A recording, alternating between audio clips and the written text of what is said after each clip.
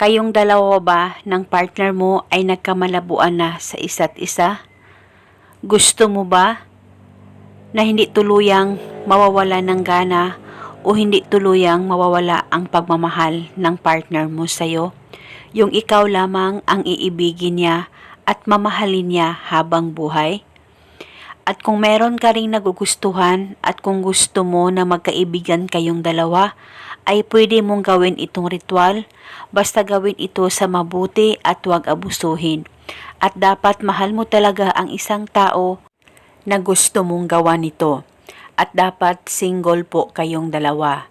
Hindi ito pwede gawin kung ikaw ay makarelasyon na o meron na rin karelasyon yung gusto mong gawa nitong ritual ay hindi po ito pwedeng gawin. Ang gagawin mo lamang, kumuha ka ng garapon na may takip, buksan mo muna ito at lagyan ito ng kalahating asukal. White o brown sugar ay pwedeng gamitin. At pagkatapos, kumuha ka rin ng maliit na papel at panulat kahit anong kulay at isulat sa papel ang pangalan at apelido niya ng 3 beses. Dapat alam mo ang tunay na pangalan niya nang sa ganun mapadali po ang talab nito. At kahit ano pa man ang gawin nyo na ritual, ay importante po na alam nyo ang tunay na pangalan ng target. At pagkatapos mo nang masulat ito sa papel, ay i-roll mo lamang ang papel o itupi kahit ilang tupi at saka ibaon ito sa garapon na may kalahating asukal.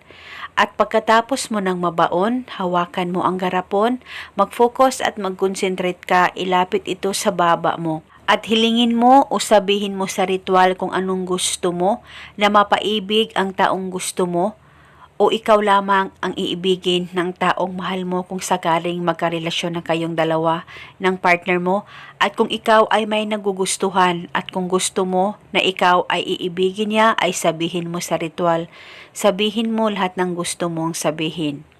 At paniguradong ito ay matutupad basta 100% ang paniniwala mo sa mga ganitong pamamaraan.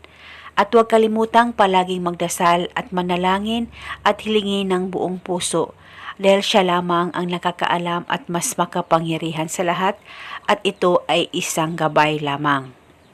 At pagkatapos ay pwede mo nang takpan itong ritual at itago sa damitan mo o sa kabinet mo o kahit saan safe na walang makakakita at makakaalam. Itago ito pang matagalan at pwedeng bulungan paminsan-minsan kung may time po kayo, kunin mo lang yung takip at saka ibalik pagkatapos mo. At eto muna sa ngayon, maraming salamat po sa panunood.